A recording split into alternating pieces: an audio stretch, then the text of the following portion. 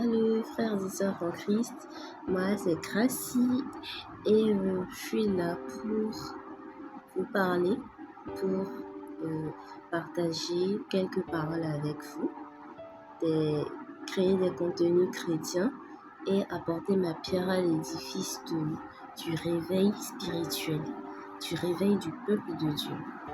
Donc j'ai posté un verset hier ou aujourd'hui, si je peux le dire ainsi.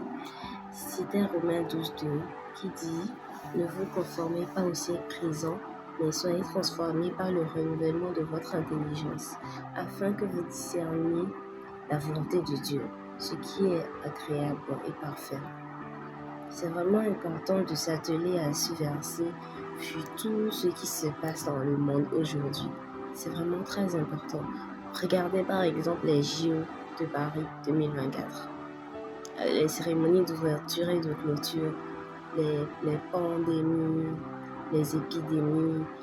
On est vraiment déjà on est en plein apocalypse en fait, si je peux le dire aussi. On est en plein apocalypse.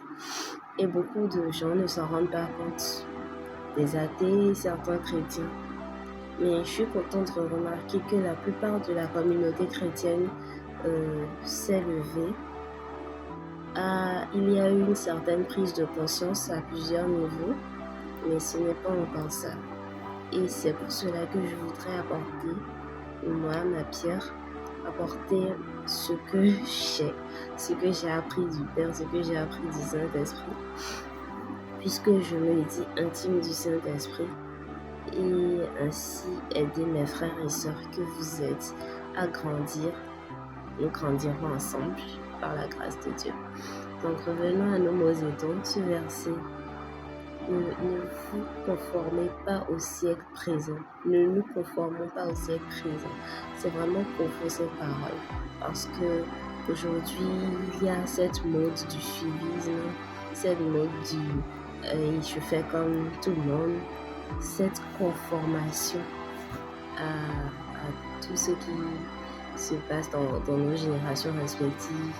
Par exemple, quand on prend la génération des milléniums, ils font ci, font ça, la génération Z, maquillage par-ci, par-là, etc.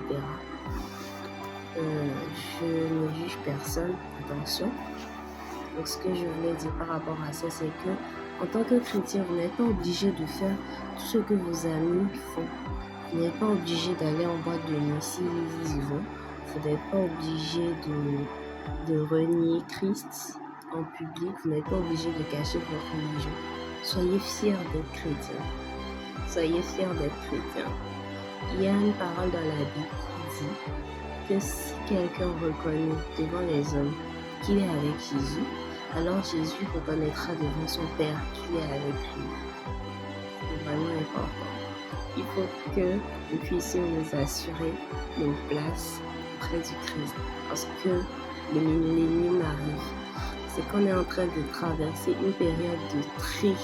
Le monde est en train d'être trié, tamisé. Je ne sais pas si vous connaissez le niébé. C'est comme si on est en train de trier le niébé en fait. Et c'est dingue. C'est vraiment... Je vois tout ce qui se passe dans le monde. Je peux simplement pas rester les bras croisés en fait.